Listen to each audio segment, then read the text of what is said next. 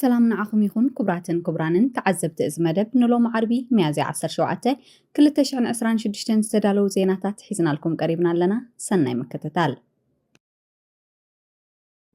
أمونغو إسرائيل حزب اللهن 10 معالت زنح مقراز تقسي تجميرم رويترز لومي أبزوت أوت أبزاب أمونغو إسرائيل عطوقات حزب اللهن ن10 معالت زنح جزياو مقراز تقسي كابت مال حموس فرق لي تجميرو أب قبر وعيلو اللوم إذا وسانزي نتلعلي كل تشحن حدا 100 سبات زقتلن لعل خلتنت بحدا مليون ليبانوساويان كام منبريهم زفناقلن كبيد وقع جيزياو عرفتي هيبو يركب اتسممع ببريزيدنت أمريكا دونالد ترامب زتماكل خوينو ترامب مسك قداماي منيستر إسرائيل بنجامين نتانياهو بريزيدنت ليبانوس جوزيف أونن بمزرراب نخلتيهم مرحتي نزيادة زرزراو زررب سلام ناب وايت هاوس كم زعدمهم آفليتولهم كلتيهم مرحتي نتسممع بتحقواس تقبلهم ولو قداماي منيستر إسرائيل بنجامين نتانياهو نتمقراز تقسي تاريخا وأقات أم سلام كبلكوا انت قلتو سراويتو كاب دبوباو ليبانوس نخوت سجن أي فقدن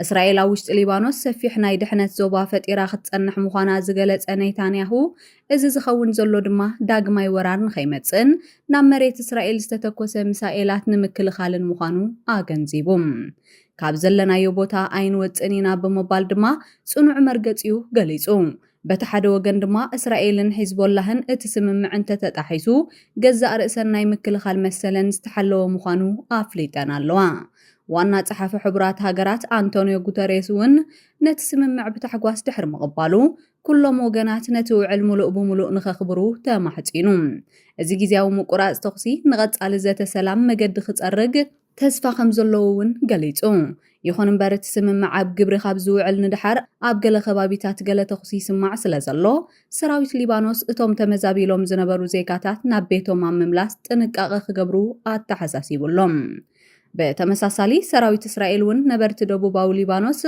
نابت خابرو باليتاني ندبوب زركب كبابيتات مخيمتو أقيدولوم إيران بوغنا نزي سممع زدقف مغلصي أوتيالا وهاب قال منيستر وصاي إيران كم زغلصو السممع زي أكال نايت بحاجز باكستان استبصحه ناي مجمريا سممع إيرانن أمريكانيو از مغلص زي زوباو حيلتاتون ابز غداي زي تراخم زلووم زريوم إسرائيل حزب اللهن اتسممع ساعات قدم مجمارون حيال ناي تقسم اللوات يكايدا خمز نبرا زفلت كوينو حجگن اتخبابي بتزامادي زهاده يمثلالهم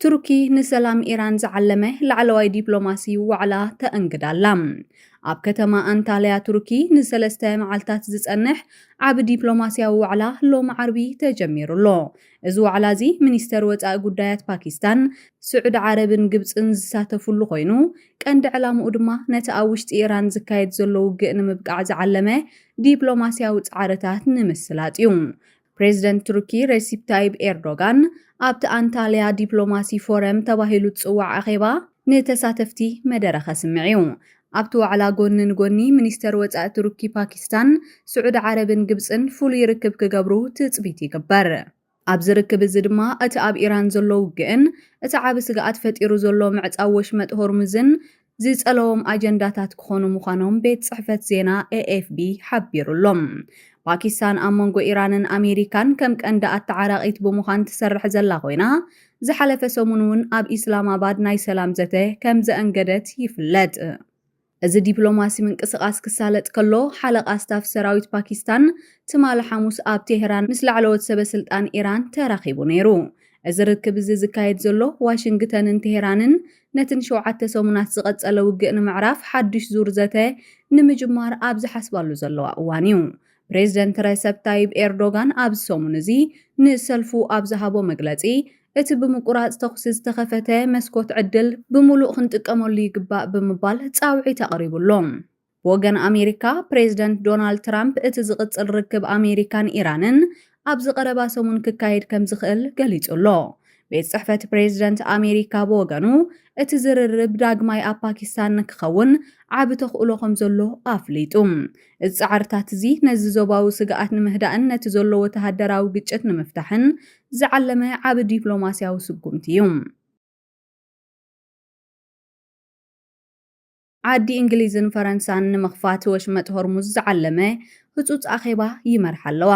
ቢቢሲ ሎሚ ኣብ ዘርግሖ ጸብጻብ ዓዲ እንግሊዝን ፈረንሳን ሎሚ ዓርቢ ድሕሪ ቀትሪ ምስ መሻርክተን ሃገራት ብምዃን ኣብ ወሽመጥ ሆርሙዝ ናጽነት ንግዲ ንምምላስ ዝዓለመ ህጹጽ ኣኼባ ክመርሓየን። ቴህራን ማለት እውን ኢራን ነቲ ኣብ ገማግም ባሕራ ዝርከብ ኣዝዩ ኣገዳሲ መስመር ማይ ከም ግብረ መልሲ ናይቲ ብኣሜሪካን እስራኤልን ዝተፈጸመ መጥቃዕቲ ብተግባር ዓጽያቶ ትርከብ። ብተወሳኺ ኣሜሪካ እውን ኣብ ልዕሊ ወደባት ኢራን ተመሳሳሊ ናይ ባሕሪ እገዳ ብምጅማራ እዚ ኩነታት እዚ ኣብ መላእ ዓለም ናይ ነዳዲ ዋጋ ብኸቢድ ንኽነህር ምኽንያት ኮይኑሎም። ኣብዚ ሎሚ ድሕሪ ቀትሪ ዝካየድ ኣኼባ 40 ዝኾና ሃገራት ክሳተፋ ትጽቢት ከም ዝግበር ቤት ጽሕፈት ቀዳማይ ሚኒስተር ዓዲ እንግሊዝ ኬር ስታርመር ኣፍሊጡሎም። እቶም መራሕቲ ኣብቲ ከባቢ ተጀሚሩ ዘሎ ተኣፋፍሙ ቁራጽ ተኽስን ምድጋፍን እቲ ናይ ንግዲ መራኽብ ዝሓልፋሉ መስርሕ ንነዊሕ እዋን ተኸፊቱ ንኽጸንሕን ውሕስነት ንምሃብ ክመያየጡ እዮም። ኬር ስታርመር ኣብቲ ኣኼባ እቲ ወሽመጥ ብዘይ ዝኾነ ቅድመ ኩነትን ብህጹጽን ምኽፋቱ ዓለም ለኻዊ ሓላፍነት እዩ ዝብል ጽኑዕ መልእኽቲ ከም መሓላለፍ ትጽቢት ይግበር። ብተወሳኺ እቶም መራሕቲ ናጽነት ንግዲ ንምርግጋጽ ዝዓለመ ብርክት ዝበላ ሃገራት ዝሳተፋሉ ምክልኻል ጥራይ ዝዕላምኡ ወተሃደራዊ ግብረ ሓይሊ ብዛዕባ መዋፈር ክመያየጡ እዮም። እዚ ዲፕሎማስያዊ ስጉምቲ እዚ ነቲ ኣብ ዓለም ለኻዊ ቁጠባን ጸዓትን ዓብ ስግኣት ፈጢሩ ዘሎ ጽልዋን ምፍታሕ ዝተገበረ ህጹጽ ጻዕሪ እዩ። ስዑድ ዓረብ ኣብ ልዕሊ ዘይሕጋውያን መከፋፈልቲ ማይ ዝዓለመ ጽኑዕ ስጉምቲ ወሲዳ። ካብ ኣራብ ኒውስ ሎሚ ዝተረኸበ ጸብጻብ ከም ዘመልክቶ በዓል መዚ ማይ ስዑድ ዓረብ ነቲ ኣገልግሎት ወሃብቲ ማይ ዝተውሃበ ናይ ግዜ ገደብ ምብቅዑ ስዒቡ ኣብ ልዕሊ ሕጊ ዘየኽብሩ ኣካላት ዘካይዶ ዘሎ ቁጽጽር ኣሕይሉ ይርከብ። ኣብ ዝቐረባ እዋን ኣብ ዝተገበረ ናይ ፍተሻ ወፍሪ 1646 ዝኾኑ ናይ ሕጊ ጥሕሰታት ተመዝጊቦም ኣለዉ። ብተወሳኺ ፍቓድ ዘይነበረን 8 ናይ ማይ መምልኢ መደበራት ብወግዒ ከም ዝዕጸዋ ተገይሩሎም። እዚ በዓል መዚ ከም ዝሓበሮ ካብ 1 ክሳብ 12 ሚያዝያ ኣብ ዘሎ ግዜ ጥራይ ኣብ መላእ እታ ሃገር 5556 ዝኾኑ ናይ ፍተሻ ዙረት ኣካይዱ እዩ። እዚ ስጉምቲ ዝውሰድ ዘሎ እቶም ናይ ማይ መምልኢ መደበራት ዘመሓድሩ ኣካላት ክሳብ መጋቢት 31 ኩነታቶም ኣስተኻኺሎም ሕጋዊ ፍቓድ ንኽወስዱ ዝተውሃቦም ናይ መወዳእታ ዕድል ምብቅዑ ዝሰዓበ እዩ። እቲ ወፍሪ ብቐንዲ ነቶም ብቦጣትን ብናይ ማይ መምልኢ መደበራትን ኣቢሎም ካብ መስመር ወፃኢ ኣገልግሎት ማይ ዝህቡ ኣካላት ዝዓለመ እዩ። እቲ በዓል መዚ ከም ዘጠንቀቆ ብዘይ ሕጋዊ ፍቓድ ኣገልግሎት ማይ ምሃብ ዘስዕቦ ናይ ገንዘብ መቕጻዕቲ ካብ 40,000 ሪያል ስዑዲ ማለት እውን 10,700 ዶላር ይጅምር። እዚ ጽኑዕ ቁጽጽር ዝግበረሉ ዘሎ ምኽንያት ጽሬት ኣገልግሎትን ምርግጋጽን ህዝቢ ውሕስን እሙንን ዝኾነ ናይ ማይ ቀረብ ንኽረክብ ንምግባር እዩ። ከምዚ ዝኣመሰለ ስጉምቲ ንጥዕና ህዝቢ ኣብ ሓደጋ ዘእቱ ሕጊ ዘይክተሉ ኣሰራርሓታት ንምዕጋት ዝዓለመ እዩ። ብፍላይ ኣብቲ ቅዱስ ቦታ ዝኾነ መስጊድ ኣልሓራም ኣብ መካ ሰበስልጣን ዝኾነ ዘይውሕስ ማይ ናብቲ ቅዱስ ቦታ ንኸይኣቱ ተኸታታሊ ናይ ላብራቶሪ መርመራታት የካይዱ እዮም። እዚ ድማ መንግስቲ ስዑድ ዓረብ ንጽሬት ማይ ዝህቦ ዓቢ ቆላሕታ ዘነጽር እዩ። ወላ እኳ እዚ ጽኑዕ ፍተሻን ምዕጻው ትካላትን ይካየድ እንተሃለወ ናይ ማይ ቀረብ ኣብታ ሃገር ከም ዘይተቋረጸ እቲ በዓል መዚ ኣረጋጊጹሎ። እኹል ሕጋዊ ኣማራጺታት ስለ ዘለዉ ጠለብ ህዝቢ ንምምላእ ጸገም ከም ዘየለ ገሊጹ። እቲ በዓል መዚ ኣብ መወዳእታ ኩሎም ኣገልግሎት ወሃብቲ ማይ ምስቲ ተነቢሩ ዘሎ ሕጋዊ መዋቕር ንኽሰማምዑን ኣድላይ ፍቓድ ንኽወስዱን ጸዊዑሎም። ሩስያ ንዩክሬን ሓገዝ ንዘበርክታ ኤውሮጳውያን ሃገራት ከቢድ መጠንቀቕታ ሂባ። ሲኤንኤን ሎሚ ኣብ ዘውፅኦ ጸብጻብ ክሬምሊን ንዩክሬን ድሮናት የፍርያ እየን ዝበለን ኣብ ከተማታት ዓዲ እንግሊዝ ማለት ለንደን፣ ሌስተር፣ ሬዲንግን ሶፎልክን ዝርከባ ትካላት ከም ተኽእሎ ዘለዎም ዕላማታት መጥቃዕቲ ዝርዝር ኣውፅዩሎም። ብተወሳኺ እዚ ዝርዝር እዚ ኣብ ጀርመን፣ ዴንማርክ፣ ላቲቪያ፣ ሊትዌንያ፣ ኔዘርላንድስ፣ ፖላንድን ቼክ ሪፐብሊካንን ዝርከቡ ንዩክሬን ድሮናት ዘፍርዩ ፋብሪካታት ከምኡውን ኣብ ስፓኛ፣ ኢጣልያ፣ እስራኤልን ቱርክን ዝርከቡ ኣካላት ድሮን ዘፍርዩ ትካላት ዘጠቓለለ እዩ። ምክትል ሓላፊ ቤት ምኽሪ ጸጥታ ሩስያ ዲሚትሪ ሜድቬዴቭ ኣብ ማሕበራዊ ሚድያ ኤክስ ኣብ ዘመሓላለፎ መጠንቀቕታ ኣንቱም ኤውሮጳውያን መሻርክትና ጽቡቕ ጌርኩም ደቅሱ ብምባል ሓደገኛ መልእኽቲ ኣመሓላሊፉሎም። ሜድቬዲቭ ወሲኹ ከም ዝገለጾ እቲ ብሚኒስትሪ ምክልኻል ሩስያ ዝወፀ መግለጺ ቃል ብቓሉ ክውሰድ ከም ዘለዎ ኣገንዚቡ። እቶም ንዩክሬን ድሮናትን ካልእ ወተሃደራዊ ቀረባትን ዝቐርቡ ናይ ኤውሮጳ ትካላት ኣብ መጻኢ ብሰራዊት ሩስያ ዝውቅዑ ዕላማታት ምዃኖም ገሊጹ። እቲ መጥቃዕቲ መዓስ ተግባራዊ ከም ዝኸውን ድማ ኣብቲ ቀጻሊ ዝኸውን ኩነታት ዝተመርኮሰ ምዃኑ ሓቢሩ። ሓደ ካብቶም ኣብ ዓዲ እንግሊዝ ዝተጠቐሱ ዕላማታት ኣብ ሶፎልክ ዝርከብ ኮይኑ ንሱ ድማ ማዓስከር ሓይሊ ኣየር ዓዲ እንግሊዝ ዝርከበሉ ከባቢ እዩ። እዚ ሩስያ ዘቕረበቶ ሓደገኛ ስጋኣት ዝመጽእ ዘሎ ሰራዊት ሩስያ ኣብ ልዕሊ ዩክሬን ብኣማኢት ዝቁጸሩ ድሮናት ብለይቲ ድሕሪ ምውርዋር እዩ። ኣብዚ ብሰንኪ በዓል ፋሲካ ኦርቶዶክስ ተገይሩ ዝነበረ ሓጺር ናይ ተኹሲ ደው ምባል ስምምዕ ኣቋሪጹ ዝተፈጸመ መጥቃዕቲ እንተወሓደ 15 ሰባት ክቕተሉ ከለዉ 9 ሰባት ድማ ቆሲሎም ኣለዉ። እቲ መጥቃዕቲ ኣብ ከተማታት ኪየቭን ድኒፕሮን ከቢድ ዕንወት ዘስዓበ ኮይኑ ትካላት ትምህርቲ ናይ ህፃናት ስፖርታዊ ማእከላትን መንበረ ኣባይትን ዓንዩሎም።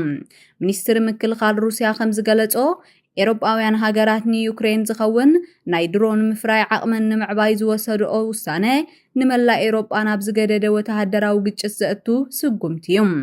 እቲ ሚኒስትሪ ብተወሳኺ እዞም ኣብ ኤውሮጳ ዝስርሑ ድሮናት ኣብ ውሽጢ ሩስያ መጥቃዕቲ ንምፍጻም ተደኣውዒሎም ዘይተጸበኻዮን ከቢድ ሳዕቤናትን ከም ዝስዕብ ኣጠንቂቑ።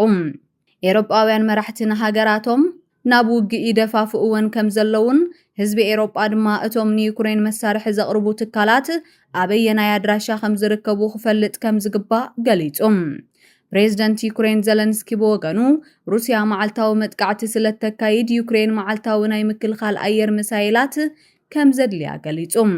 ዘለንስኪ ወተሃደራዊ ደገፍ ንምርካብ ኣብ ዝተፈላለያ ርእሰ ከተማታት ኤውሮጳ ዑደት የካይድ ኣሎ። ጀርመንን ዩክሬንን ናይ 4 ቢልዮን ኤውሮ ናይ ምክልኻል ስምምዕ ክፍርማ ከለዋ ኖርዌይ ድማ ናይ 9 ቢልዮን ኤውሮ ሓገዝ ክትህብ ቃል ኣትያ ኣላ። ዓዲ እንግሊዝ ብወገና ኣብዚ ዓመት እዚ 120,000 ድሮናት ንዩክሬን ክትሰድድ ምዃና ኣፍሊጣ። ብወገኑ ሓላፊ ኔቶ ማርክ ሩተ ብሰንኪ እቲ ኣብ ማእከላይ ምብራቕ ዘሎ ግጭት ንጉዳይ ዩክሬን ዕሽሽ ክበሃል ከም ዘይብሉ ኣጠንቂቑ።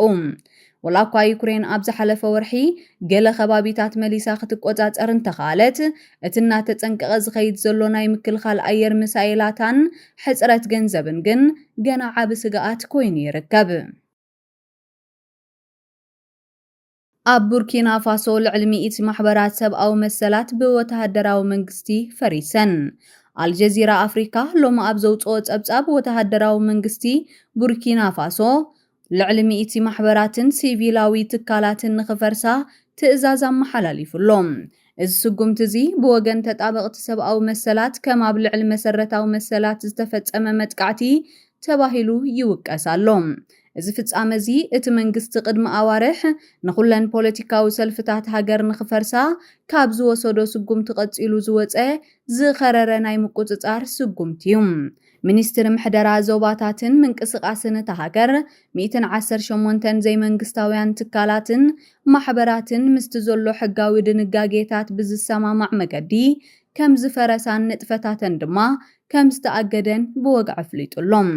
እዚአን ኩለን ኣብ ውሽጢ ቡርኪና ፋሶ ዝመደበን ኮይነን መብዛሕትአን ድማ ኣብ ምክልኻል ሰብኣዊ መሰላት ዝነጥፋየን።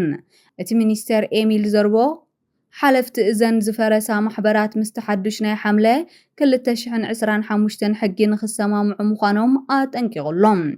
ዝኾነ ሕጊ ዝጠሓሰ ሰብ ከቢድ መቕጻዕቲ ይጽበዮ ድማ ኢሉ። ካብቲ ኢብራሂም ትራኦሬ ኣብ 2022 ብወተሃደራዊ ዕልዋ ስልጣን ዝሓዘሉ ግዜ ጀሚሩ እቲ መንግስቲ ኣብ ልዕሊ ዘይመንግስታውያን ትካላት ማሕበራትን ምጥርናፋትን ተኸታታሊ ጽዕንቶታት ክገብር ጸኒሑ እዩ።